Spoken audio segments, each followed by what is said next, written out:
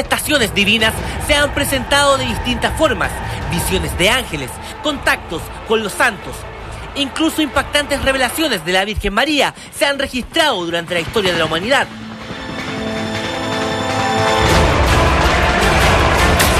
Para muchos, las fuerzas divinas existen y se hacen presentes a diario vivir. La fe en Dios y Jesucristo mueve a millones de fieles en todo el mundo que creen en hechos espirituales y presencias de seres celestiales. Pero ¿existen las manifestaciones físicas? ¿Puede una fuerza divina causar daño? Existen varios hechos de personas que han recibido el poder divino. Es el caso de los estigmas. Si a usted le es ajena la palabra, ponga mucha atención, porque explicaremos sus causas, los tipos y contaremos hechos de la vida real.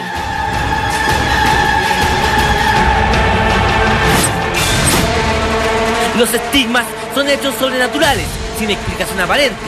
Son señales o marcas que aparecen en el cuerpo de algunas personas.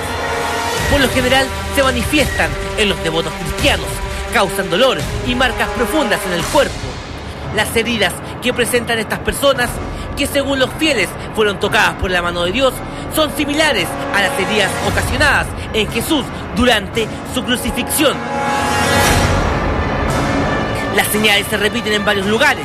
Los estigmatizados suelen tener marcas en los pies, espalda y en las palmas de las manos. Uno de los hechos que estremecieron al mundo fue el caso de la mexicana Elizabeth Sánchez, una mujer que proviene de una familia fiel a la Iglesia Católica. Señala que tuvo un encuentro divino que terminó con estigmas.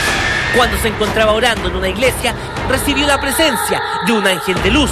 Inmediatamente, después de estar viendo esta imagen, sintió dolor en sus manos, cabeza y se dio cuenta que sus manos sangraban.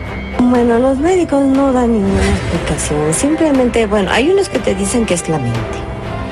Hay otros que te dicen que ellos no tienen una explicación, que no saben, ¿sí? Que si es divino, ¿sí? Precioso. Pero en realidad no tienen una explicación. Varias versiones tratan de explicar este fenómeno. Los relatos cristianos consideran que son hechos sobrenaturales de Dios y para otros una intervención diabólica. Para los más incrédulos, estas heridas serían causadas por las mismas personas de forma intencional por problemas psicológicos. La Iglesia Católica los considera hechos divinos, incluso investigan estos hechos. Afirman que son vivencias que representan el sufrimiento de Cristo. Pueden ser invisibles, solo causando dolor en las personas, y las visibles se manifiestan físicamente. Uno de los casos que más sorprendió en la historia es el caso del Padre Pío. Para muchos, este religioso tenía un don divino, para otros, un efecto paranormal ocasionado por su propia mente. Entró a la iglesia muy joven. Con el tiempo, se comenzaron a registrar en su cuerpo las llagas de Jesucristo. Para muchos, una de las personas que confirma la realidad de los estigmas. Soportó por años el fuerte dolor, sus manos sangraban. Ante estos hechos, llegó a ser investigado por el Santo Oficio. Estas virtudes divinas causaron la envidia de otros sacerdotes que veían cómo el Padre Pío manifestaba este acercamiento con Jesús.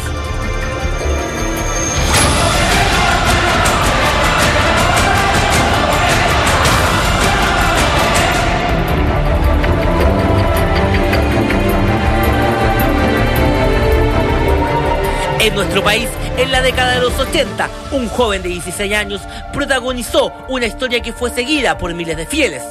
Miguel Ángel, conocido como el vidente de Villa Alemana, aseguraba que se contactaba con la Madre de Jesús, la Virgen María. Dentro de sus testimonios, señalaba que era víctima de fuertes dolores, estigmas en su cuerpo y en varias oportunidades comenzó a sangrar. La iglesia desacreditó a este vidente, pero para los más creyentes, estos sucesos fueron ciertos. Los estigmas se pueden identificar en heridas en manos o muñecas, semejantes a las causadas por las estacas en la crucifixión de Jesucristo. Heridas en los pies y en la cabeza, semejantes a las causadas por la coronación de Cristo. Llagas en la espalda debido a los latigazos y heridas en un costado por las lanzas.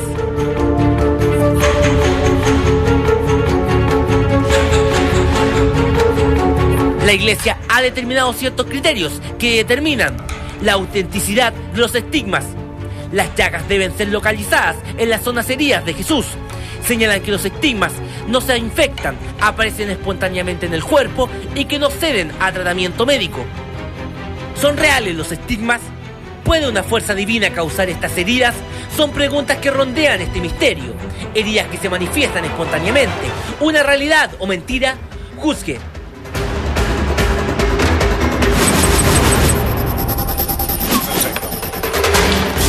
Vamos repasando. ¿Cuáles son los 5 fundamentos para entender que una persona realmente sufre o, digamos las cosas como son, ha sido bendecido con las leyes de la estigmatización? Las llagas deben estar localizadas en los lugares de las 5 llagas de Cristo, ¿cierto? Al tiro ya va a contestar su pregunta, señor. Los estigmas no se infectan, algo que obviamente contradice todas las leyes de la medicina. Por otro lado, no ceden ante cualquier tipo de cura o tratamiento. No hay cosa que, aunque le des punta de hilo, aunque trates de, no sé, de cauterizar cualquier cosa, lograrán las mismas llagas al mismo lugar abrirse camino. No tienen cura, no hay ningún médico que pueda frenar la manifestación de este fenómeno en ciertas fechas clave relacionadas con la cristiandad. Y por último, sangran copiosamente y por largos periodos, lo que claramente a todas luces es una contradicción. La cantidad de sangre que pierden estas personas en cada una de estas ocasiones puede llegar hasta los 2 litros, lo que obviamente eso significaría que el hombre pasaría prácticamente enfermo, postrado y con unos problemas de autodefensa, digamos, y de alimentación, que es lo que finalmente hace la sangre en el sistema circulatorio. Y sin embargo, aparte del terrible sufrimiento, sobrecogedor dolor que sufrió el Hijo de Dios en la cruz o en el madero, como dicen otras religiones, fíjense que eso también acompaña a las personas que han sido tocados por la divinidad para ser estigmatizados.